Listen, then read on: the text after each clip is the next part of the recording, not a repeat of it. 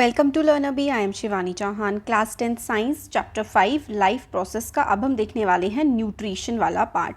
तो हम लोग जो भी खाना खाते हैं उससे हम लोगों को न्यूट्रिशन मिलता है। व्हेन वी वॉक और ride a bicycle we are using up energy. जब हम चल रहे हैं या बाइसिकल चला रहे हैं तो हम एनर्जी यूज़ कर रहे हैं। Even when we are not doing any apparent activity energy is needed to maintain a state of order in our body. हम कुछ कर भी नहीं रहे हैं ना, बैठे हुए भी हैं तो भी हमारी बॉडी को एनर्जी चाहिए, क्योंकि हमारी बॉडी के अंदर बहुत सारे प्रोसेसेस चल रहे होते हैं, जैसे कि सर्कुलेशन का, ट्रांसपोर्टेशन का, डाइजेशन का। We also need material from outside in order to grow, develop, synthesise protein and other substances needed in the body. हम लोग को ग्रो करना होता है, डेवलप करना होता है प्रोटीन्स जो हम खाना खा रहे हैं, और प्रोटीन का सिंथेसिस करना होता है। बहुत सारे काम हमारी बॉडी एक पर्टिकुलर टाइम पर कर रही होती है, इसलिए हम लोगों को एनर्जी की ज़रूरत होती है। This source of energy and material is food we eat. और सारी एनर्जी हम लोगों को जो हम खाना खाते हैं ना उससे ही मिलती है, इसलिए खाना अच्छा खाना चाहिए। How do living things get their food? अब अलग अलग तरीके से लिविंग बींग्स खाना प्राप्त करते हैं। अब हम लोग तो भाई खाना या तो बनाते हैं या कोई हमारे लिए बनाता है। हम प्लांट्स बेस्ड सोर्सेज से खाना लेते हैं, एनिमल्स से खाना लेते हैं। तो general requirement of energy and material is common in all organism but it is fulfilled in different ways. मतलब एनर्जी की रिक्वायरमेंट तो कॉमन है, जितने भी लिविंग बींग्स इस दुनिया पर रह रहे हैं ना, सबको एनर्जी की ज़रूरत है, मगर एनर्जी का सोर्स सबका डिफरेंट होता है। अगर हम पेड़ की बात करें तो उसको धूप चाहिए, हवा चाहिए, पानी चाहिए, राइट?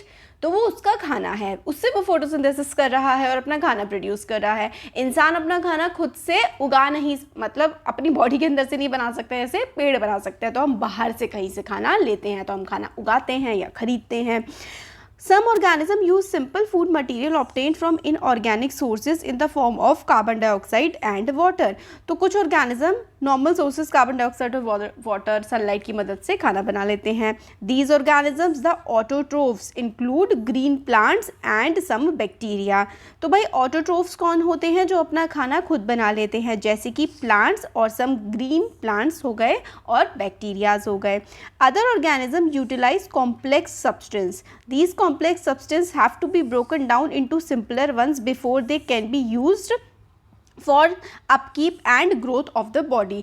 अब प्लांट्स या फिर कुछ बैक्टीरिया तो अपना खाना बना लेते हैं, बट बाकी सारे कॉम्प्लेक्स ऑर्गेनिज्म जैसे कि इंसान, डॉग्स, कैट्स, बर्ड्स, ये अपना खाना नहीं बनाते हैं। और जो खाना खाते भी है ना, वो काफ़ी ज़्यादा कॉम्प्लेक्स होता है, तो उसको सिंपल में ब्रेक डाउन करना होता है सिंपल सब्सटेंसेस में, ताकि बॉडी अच्छे से चलती रहे। To achieve this organism use biocatalyst call enzymes. तो हम लोग जो खाना खा रहे हैं उसको ब्रेक डाउन करने के लिए एंजाइम्स का यूज़ करते हैं। Thus the heterotroph survival depends directly और indirectly on autotrophs. Heterotrophic organisms include animals and fungi.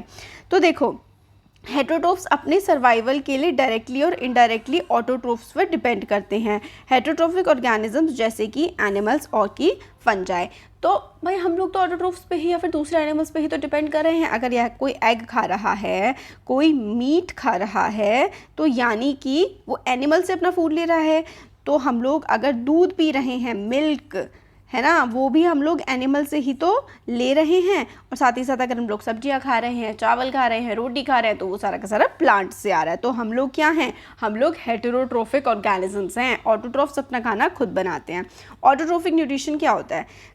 Carbon and energy requirements of the autotrophic organism are fulfilled by photosynthesis। तो photosynthesis के process से जो है plants तो अपना खाना बना लेते हैं। It is the process by which autotrophs take in substance from outside and convert them into stored form of energy, है ना। तो खाना बना लेते हैं और एनर्जी के फॉर्म में प्लांट्स अपना खाना स्टोर करके रखते हैं। This material is taken in the form of carbon dioxide and water which is converted into carbohydrates in the presence of sunlight and chlorophyll. तो बेसिकली आप लोगों को ये बताया गया है कि किस तरीके से फोटोसिंथेसिस होती है।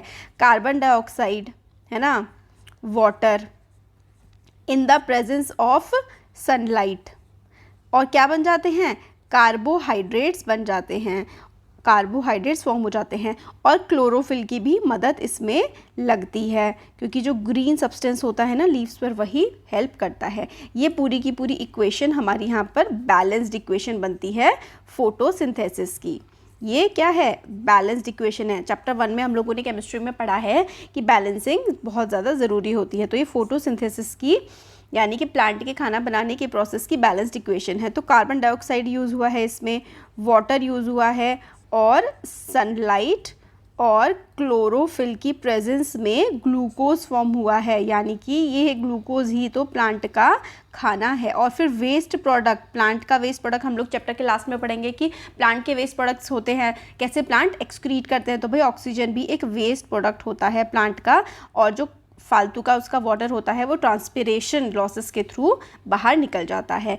तो जो खाना है ना प्लांट का, वो ये ग्लूकोज है। ये आप लोगों को याद रखना है, C6H12O6 यही प्लांट का खाना है, ये प्लांट का फूड है, C6H12O6। और ये वाली जो इक्वेशन है ना, ये बहुत ज़्यादा इम्पॉर्टेंट है, आपके एग्ज़ाम में आ सकती है, बैलेंस करने के लिए भी आ सकती है, आपको लिखना पड़ सकता है। ऑटोट्रॉफिक या फिर हेटरोट्रॉफिक मोड ऑफ न्यूट्रिशन कैसा होता है, अगर उसको एक्सप्लेन करने के लिए आएगा तो लिखना पड़ेगा। तो ये C6H12O6 जो बैलेंसिंग तो हम लोगों ने फर्स्ट चैप्टर में सीखी हुई है। तो अब देखते हैं कि carbohydrates are utilised for providing energy to the plant. We will study how this takes place in the next section. तो अभी हम पढ़ेंगे कि कैसे हो रहा है सब। Carbohydrates which are not used immediately are stored in the form of starch which serve as internal energy reserve to be used as and when required by the plant. तो ये वाली चीज़ काफ़ी ज़्यादा इंपॉर्टेंट हो गई। कई टाइप से question आ सकता है कि जो स्टोर्ड एनर्जी होती है ना, स्टोर्ड एनर्जी होती है प्लांट की, उसको क्या बोलते हैं? स्टोर्ड एनर्जी होती है भाई स्टार्च। स्टार्च मतलब खाना बन गया, सारा का सारा मतलब खाना आपने प्रिपेयर कर लिया है, सारा खाना आप खा नहीं रहे हैं, आपने ना अपनी बॉडी में या प्लांट ने अपनी बॉडी में स्टार्च के फॉर्म में उसको स्टोर कर लिया है। स्टोर हो गया वो, तो जब भी आपको एनर्जी की ज़रूरत होगी वहीं से ही वो एनर्जी की रिक्वायरमेंट पूरी हो जाएगी। तो इंटरनल एनर्जी रिजर्व, आपसे क्वेश्चन आ सकता है कि प्लांट का इंटरनल एनर्जी रिजर्व स्टार्च के फॉर्म में होता है, और जब ज़रूरत होती है प्लांट को, प्लांट उसको इस्तेमाल कर लेता है। A somewhat similar situation is seen in us where some of the energy derived from the food we eat is stored in our body in the form of glycogen। अब important है, humans energy को किस form में store करते हैं? हम लोग तो भाई ग्लाइकोजन के फॉर्म में स्टोर करते हैं। हम किसके फॉर्म में स्टोर करते हैं? ग्लाइकोजन के फॉर्म में हम लोग स्टोरेज करते हैं, और प्लांट्स स्टोर करते हैं स्टार्च की फॉर्म में। बहुत इंपॉर्टेंट है, इनको आप लोगों को याद रखना है, MCQ में आ सकते हैं और आएंगे ही, आते ही रहते हैं, मल्टीपल टाइम्स आपके बोर्ड एग्जाम्स में आए भी हुए हैं ये। तो food we eat is stored in our body in the form of glycogen रट लो इसको, इंसान, ह्यूमन, आप, मैं, ग्लाइकोजन के फॉर्म में खाने को स्टोर मतलब एनर्जी को स्टोर कर लेते हैं, और प्लांट्स स्टार्च के फॉर्म में करते हैं, याद रखना है। अब एक जो है फोटोसिंथेसिस की इक्वेशन है। अब हम देखते हैं कि फोटोसिंथेसिस के प्रोसेस में एक्चुअली हो क्या रहा है। तो सबसे पहले absorption of light energy by chlorophyll. Chlorophyll पत्तियों पर प्रेजेंट होता है, तो पत्तियाँ किचन कहते हैं ना हम लोग प्लांट की पत्तियों को, उस पर क्लोरोफिल होता है। सपोज करो ये पत्ती है, चलो ग्रीन कलर की पत्ती बना लेते हैं, डार्क ग्रीन लेते हैं, ये ना एक पत्ती है, ठीक है।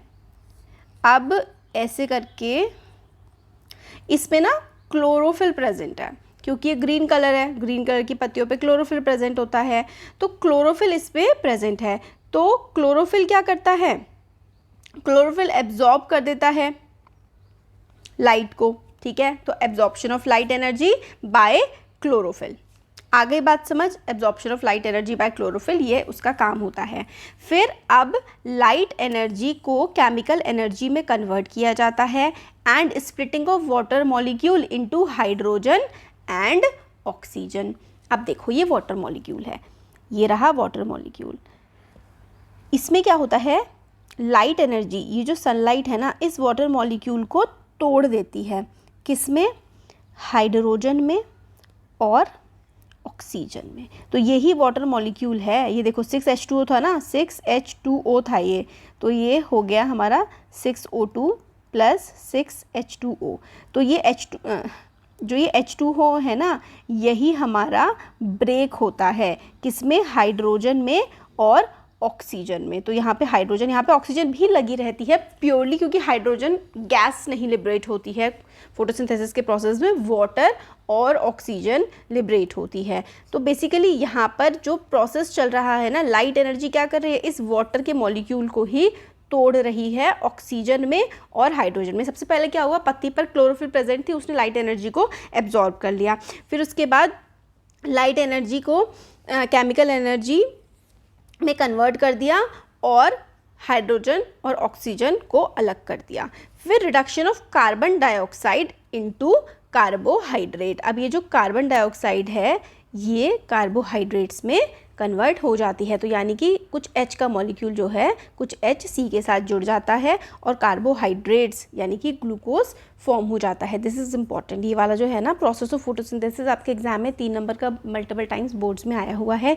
तो ये 3 स्टेप आप लोगों को याद रखने हैं कि जो लीफ पर क्लोरोफिल प्रेजेंट होता है उसकी मदद से सनलाइट को एब्जॉर्ब किया जाता है, फिर लाइट एनर्जी को केमिकल एनर्जी में कन्वर्ट किया जाता है और वाटर मॉलिक्यूल जो है वो स्प्लिट होता है हाइड्रोजन में और ऑक्सीजन में, फिर कार्बन डाइऑक्साइड को कार्बोहाइड्रेट्स में बदल देते हैं। These steps need to take place one after the other immediately. और ये स्टेप जो है ना तीनों की तीनों एक के बाद एक होते हैं। फॉर एग्जाम्पल जैसे कि डेजर्ट प्लांट, जो रेगिस्तान के पौधे होते हैं, take up carbon dioxide at night and prepare an intermediate which is acted upon by the energy absorbed by the chlorophyll during the day. But जो ये बहुत ज़्यादा जहाँ पर गर्मी होती है, बहुत ज़्यादा धूप पड़ती है, इस तरीके के जो डेजर्ट वाले प्लांट हैं वो लोग क्या करते हैं, रात में तो कार्बन डाइऑक्साइड ले लेते हैं और एक मतलब प्रिपरेशन करके रख लेते हैं। जैसे कि आपने खाने की प्रिपरेशन रात को कर ली आधी और आधी दिन में कर ली, मतलब आधा खाना रात को बनाया फिर उसके बाद दिन में उसको अच्छे से प्रिपेयर करके खा लिया। तो कार्बन डाइऑक्साइड जो है वो रात में पेड़ ले लेता है, एक इंटरमीडिएट बनाता है और फिर उसके बाद जब लाइट आती है सनलाइट में क्लोरोफिल की मदद से फिर एनर्जी एब्जॉर्प्शन करके आगे का प्रोसेस करता है। तो बट जो ये बाकी एरिया के प्लांट होते हैं जहाँ पर इतनी ज़्यादा गर्मी नहीं होती वो साथ ही साथ ये पूरा प्रोसेस कर रहे होते हैं। Let us see how each of the components of the above reaction are necessary for photosynthesis. तो बेसिकली फोटोसिंथेसिस में ये 3 स्टेप्स होते हैं बहुत ज़्यादा important. If you carefully observe a cross section of a leaf under microscope, यहाँ पर ये लीफ है और इसको आप माइक्रोस्कोप में देख रहे हो, तो ये माइक्रोस्कोपिक व्यू है। You will notice that some cells contain green dots. कुछ सेल होते हैं जिसमें देखो यहाँ पर ही ना ग्रीन ग्रीन से डॉट्स, जो ये ग्रीन ग्रीन ग्रीन ग्रीन ये वाला ये है ना, ये ग्रीन डॉट्स हैं। कुछ सेल्स में ग्रीन डॉट्स होते हैं। These green dots are cell organelles called chloroplast which contain chlorophyll. तो जो क्लोरोप्लास्ट होते हैं ना उसमें ही क्लोरोफिल होता है। तो यहाँ पर देखो ये जो ग्रीन ग्रीन सा है ना ये क्लोरोप्लास्ट है, इस क्लोरोप्लास्ट में ही क्लोरोफिल होता है। Let us do an activity which demonstrate that chlorophyll is essential for photosynthesis. अब एक एक्टिविटी कर रहे हैं ये देखने के लिए कि भाई क्लोरोफिल जो है वो बहुत ज़्यादा एसेंशियल होता है फोटोसिंथेसिस के लिए। तो हम लोग को इसके लिए क्या करना है, एक वेरीगेटेड लीव लेनी है। तो वेरीगेटेड लीव होती है जिसका ना कलर अलग अलग होता है, जैसे कि मनी प्लांट है ना, या फिर कोई ऐसा पत्ती है जिसमें बीच में जैसे डार्क कलर हो और फिर लाइट कलर हो, सेम इवन कलर ना हो, इस तरीके की लीव को लिया जाएगा इस एक्टिविटी को करने के लिए। जैसे कि मनी प्लांट या फिर क्रोटॉन टाइप की लीव लेनी है। तो keep the plant in a dark room for 3 days so that all the starch gets used up. फिर आपको उस प्लांट को ना बिल्कुल एक अंधेरे कमरे में रख देना है जहाँ पर सनलाइट ना आ रही हो 3 दिन के लिए, ताकि जितना भी स्टार्च उसमें प्रेजेंट था ना वो सारा का सारा यूज़ हो जाए। Now keep the plant in sunlight for 6 hours। आपने पहले तो उसको 3 दिन के लिए सनलाइट में से हटा दिया ताकि सारा स्टार्च यूज़ हो जाए उसका, फिर उसके बाद 6 घंटे के लिए फिर से आपने उसको सनलाइट में रख दिया। Pluck a leaf from the plant. अब उस प्लांट में से एक लीफ आपको तोड़नी है।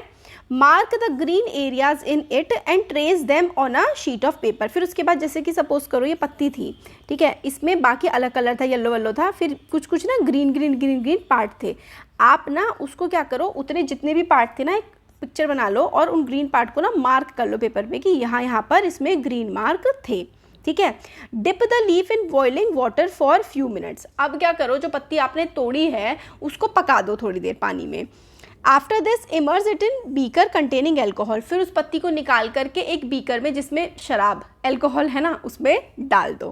Carefully place the beaker in a water bath and heat till the alcohol begin to boil. अब उस बीकर को भी फिर से आपको गर्म करना है, बहुत ही लंबी चौड़ी सी एक्टिविटी है। बीकर को फिर से गर्म करो और बॉईल कर दो उसको। फिर देखो कि कलर क्या होगा लीफ पे। भाई लीफ पे कोई कलर नहीं बचेगा, और सॉल्यूशन का क्या कलर होगा, तो इसका आंसर है लीफ जो है वो तो कलरलेस हो जाएगी। और chlorophyll is dissolve in alcohol and alcohol green colour का हो जाएगा। तो जो पत्ती आपने जिस एल्कोहल में पका रहे थे ना वो एल्कोहल तो भाई ग्रीन कलर का हो जाएगा, मगर जो पत्ती है ना वो कलरलेस हो जाएगी। अब रुके नहीं है, अभी और काम करवाना है इनको हमको।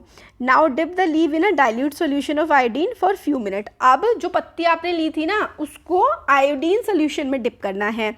फिर क्या करना है, लीफ को बाहर निकालना है और आयोडीन सॉल्यूशन को उससे हटा देना है। अब लीफ का कलर देखो और कंपेयर करो इसको with the tracing of the leaf done in the beginning. तो ग्रीन एरियाज अब टर्न हो जाएंगे डार्क ब्लू जब आप लीफ को आयोडीन सोल्यूशन में डालेंगे। जो पकी हुई अल्कोहल में लीफ थी उसको आप आयोडीन सोल्यूशन में डालेंगे तो जो ग्रीन वाला एरिया था ना अब वो जो कि कलरलेस हो गया था अब वो दोबारा से डार्क ब्लू हो जाएगा। जो पहले ग्रीन था अब वो डार्क ब्लू हो जाएगा। अब क्या है, what can you conclude about the presence of starch in various areas of the leaf. अब बताओ आप क्या कंक्लूजन निकाल रहे हो कि लीफ के अलग अलग एरियाज में जो स्टार्च प्रेजेंट होता है। तो blue colour in green areas indicate present of starch, colourless part of the leaf shows no formation of starch. तो बेसिकली जो ग्रीन पार्ट होता है उसमें क्लोरोफिल होता है, उसी में ही स्टार्च फॉर्मेशन होता है। जो कलरलेस पार्ट होता है जो ग्रीन नहीं होता उसमें स्टार्च फॉर्मेशन नहीं होता। यही हमें समझाने की कोशिश की गई थी कि भाई स्टार्च फॉर्मेशन जिस लीफ में क्लोरोफिल है उसी लीफ में स्टार्च फॉर्मेशन होगा, उसी में ही फोटोसिंथेसिस होगी। ये हमें समझाने की कोशिश करी गई थी इस एक्टिविटी के थ्रू। तो एक्टिविटी थोड़ी बहुत इंपॉर्टेंट है, फिर से मैं आपको एक बार फटाफट से रिवाइज करवा दूँ। आपने एक पॉट लिया, एक वेरीगेटेड लीफ का मतलब एक ऐसी पत्ती जो 2-3 कलर्स की, जिसमें ग्रीन कलर है, येलो कलर है, रेड कलर है, इस टाइप की लीफ आपने ली। फिर उसको आपने 3 दिन के लिए ना एक अंधेरे कमरे में रख दिया। फिर 3 दिन बाद आपने 6 घंटे के लिए उसको धूप में रखा। फिर उसके बाद आपने उस पत्ती को पानी में पकाया। फिर उसके बाद उस पत्ती को अल्कोहल सॉल्यूशन में डाल के पकाया। तो आप देखेंगे कि वो पत्ती कलरलेस हो जाएगी और अल्कोहल ग्रीन कलर का हो जाएगा। फिर उस पत्ती को आपने आयोडीन सॉल्यूशन में लगा दिया तो फिर आप देखेंगे तो जो ग्रीन ग्रीन स्पॉट थे ना पहले अब वो ब्लू कलर के हो गए हैं, जो कि प्रेजेंस ऑफ स्टार्च को शो कर रहे हैं, क्योंकि आयोडीन हम स्टार्च की प्रेजेंस के लिए यूज़ करते हैं आयोडीन का टेस्ट। अब now let us study how the plant obtain carbon dioxide. हमने ये देख लिया कि सनलाइट कैसे एब्जॉर्ब करती है क्लोरोफिल। अब हमें देखना है कि प्लांट जो है वो कार्बन डाइऑक्साइड कैसे ऑब्टेन करता है। 9th क्लास में we had talked about stomata, है ना, स्टोमेटा के बारे में पढ़ा था, पत्तियों पे होता है, with which are tiny pores present on the surface of the leaf. तो आप लोगों से ये भी क्वेश्चन पूछा जा सकता है कि व्हाट इज स्टोमेटा, आ सकता है एग्जाम में, याद रखना। Stomata are tiny pores present on the surface of the leaves. This is important. What is stomata? Stomata are the tiny pores, छोटे छोटे पोर्स जो कि लीफ के सरफेस पे प्रेजेंट होते हैं। Massive amount of gaseous exchange takes place in the leaves through these pores for the purpose of photosynthesis. अब आप लोगों से क्वेश्चन ये भी आ सकता है कि what is the purpose of stomata. तो स्टोमेटा टाइनी पोर्स होते हैं लीफ के सरफेस पर। इनका जो काम होता है ना वो होता है गैसियस एक्सचेंज करने का, क्योंकि इसमें छोटे छोटे पोर होते हैं, पोर समझ लो छेद होते हैं, उसमें गैसेस का एक्सचेंज होता है। मतलब कार्बन डाइऑक्साइड आती है और ऑक्सीजन जाती है। तो इस तरीके से गैसियस एक्सचेंज स्टोमेटा में हो रहा होता है। But it is important to note here that exchange of gases occurs across the surface of the stem, roots, leaves as well. सिर्फ पत्तियों पे ही नहीं होता है गैसियस एक्सचेंज, बल्कि जो तना होता है, रूट्स होती है, सब में ही गैसियस एक्सचेंज हो रहा होता है। Since large amount of water can also be lost through these stomata, the plant closes these pores when it does not need carbon dioxide for photosynthesis. अब देखो पत्तियों से ही वाटर लॉस भी हो रहा होता है। पत्तियों पर ये पत्तियों मतलब जो लीव्स होती हैं उसमें छोटे छोटे पोर्स होते हैं, उन पोर्स में से गैसियस एक्सचेंज हो रहा होता है। अब गैसियस एक्सचेंज के साथ साथ उसमें से पानी भी लॉस हो रहा होता है। तो जब पत्ती को कार्बन डाइऑक्साइड नहीं चाहिए होती है फोटोसिंथेसिस करने के लिए तब ये पोर्स बंद भी हो जाते हैं opening and closing of the pore is a function of guard cell. अब आपसे क्वेश्चन पूछा जा सकता है what is function of guard cell. तो गार्ड सेल क्या होता है ये पूछा जा सकता है। वैसे तो ये पूछा जाएगा कि गार्ड सेल का function, what is function of guard cell, ठीक है, बहुत इंपॉर्टेंट है। तो गार्ड सेल का क्या फंक्शन होता है, opening and closing of pore is the function of guard cell. Guard cell swell मतलब मोटे हो जाता है guard cell when water flows into it. अब भाई किसी भी चीज़ में आप पानी भरोगे तो वो मोटा तो हो ही जाएगा, causing the stomatal pore to open. Similarly the pore closes if the guard cell shrink. अगर गार्ड सेल श्रिंक हो जाएगा, सुकड़ जाएगा, तो पोर्स जो है वो बंद हो जाएंगे। कोई चीज़ सुकड़ जाती है तो आप उसके अंदर फिर पानी, मतलब वो बंद हो गई ना, अब उसके अंदर पानी नहीं है, पानी है, पोर्स खुले हुए हैं, तो वो मोटा हो जाता है। तो गार्ड सेल स्वेल करता है जब वाटर उसमें आ जाता है, तो उससे स्टोमेटल पोर ओपन हो जाते हैं। जब स्टोमेटल पोर क्लोज होते हैं तो भाई जो गार्ड सेल होता है वो श्रिंक हो जाता है। ये क्वेश्चन ना बहुत आपके एग्जाम में भी परेशान करने के लिए, पता नहीं क्यों टीचर्स को क्या मजे आते हैं कि भाई गार्ड सेल का फंक्शन बताओ, और कन्फ्यूजन बड़ा होता है कि कब ओपन हो रहा है, कब क्लोज हो रहा है, कब मोटा हो रहा है, कब पतला हो रहा है। तो उसको ध्यान से करना है कि भाई गार्ड सेल क्या होते हैं, स्टोमेटा में प्रेजेंट होते हैं। काम क्या करते हैं, opening and closing of the pore of stomata is the function of guard cells. So opening and closing of the pore is the function of guard cell. Guard cell swell कर जाते हैं, मोटे हो जाते हैं जब पानी, guard cell swells when water flows into them. जब water उसमें flow करता है तो guard cell swell कर जाते हैं, causing the stomatal pore to open. तो इसकी वजह से जो स्टोमेटल पोर होते हैं वो ओपन हो जाते हैं। सिमिलरली पोर बंद हो जाते हैं अगर गार्ड सेल श्रिंक होता है। तो ये बात आप लोगों को बिल्कुल याद रखनी है, ठीक हो गया। चलो कि ओपन और क्लोज कब होते हैं। अब एक्टिविटी 5.2 है, इसमें हम लोगों को बोला गया है कि आप लोगों को क्या करने हैं कि 2 हेल्दी पॉटेड प्लांट्स लेने हैं, यानी कि 2 प्लांट्स इस तरीके से लेने हैं, गमले वाले, अच्छे बिल्कुल स्वस्थ हो जो, और लगभग सेम साइज़ क्यों ट्राई करना। उनको फिर से आप 3 दिन के लिए अंधेरे कमरे में रख दो। अब place each plant on separate glass plate. अब जैसे ग्लास प्लेट है ना, इसके ऊपर प्लांट को आपको रख देना है। Place a watch glass containing potassium hydroxide. अब इसमें क्या यूज़ हो रहा है, potassium hydroxide by side of one of the plant. आपको क्या करना है, एक प्लांट के साइड में एक कांच की प्लेट में पोटेशियम हाइड्रोक्साइड को रख देना है। पोटेशियम हाइड्रोक्साइड का काम होता है कि भाई वो कार्बन डाइऑक्साइड को एब्जॉर्ब कर लेती है। अब आपसे क्वेश्चन आ सकता है भाई, ठीक है, जो आपका वो आता है ना प्रैक्टिकल वाला होता है 20 नंबर का, उसमें आप लोगों से क्वेश्चन पूछा जा सकता है कि पोटेशियम हाइड्रोक्साइड का काम क्या होता है, what is the work of potassium hydroxide. Potassium hydroxide का काम होता है कार्बन डाइऑक्साइड को एब्जॉर्ब करना। ये आप लोगों को बिल्कुल यहाँ पे फिर आप सोचेंगे कि एनसीईआरटी में तो गिवन ही नहीं है, ये हमसे कहाँ से पूछ रहे हैं। एक्टिविटी में तो गिवन है, potassium hydroxide is use to absorb carbon dioxide. Important है, याद रखना, आ सकता है टफ बनाने के लिए। अब क्या करना है, एक प्लांट के साइड में आप लोगों ने क्या किया, एक प्लेट में पोटेशियम हाइड्रोक्साइड रख दी और एक प्लांट के साइड में नहीं रखी। अब इन दोनों प्लांट को आपने ना एक ग्लास से कवर कर दिया है, पूरा एक ग्लास बेल टाइप का ऐसा ऊपर कवर कर दिया है इसको। Use Vaseline to seal the bottom of the jar to the glass plate so that setup is air tight.